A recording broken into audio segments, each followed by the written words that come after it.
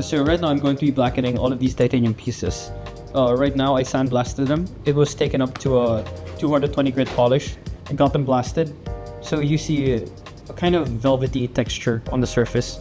And then now I'm gonna blacken it so that a really nice titanium patina forms on the surface that looks jet black.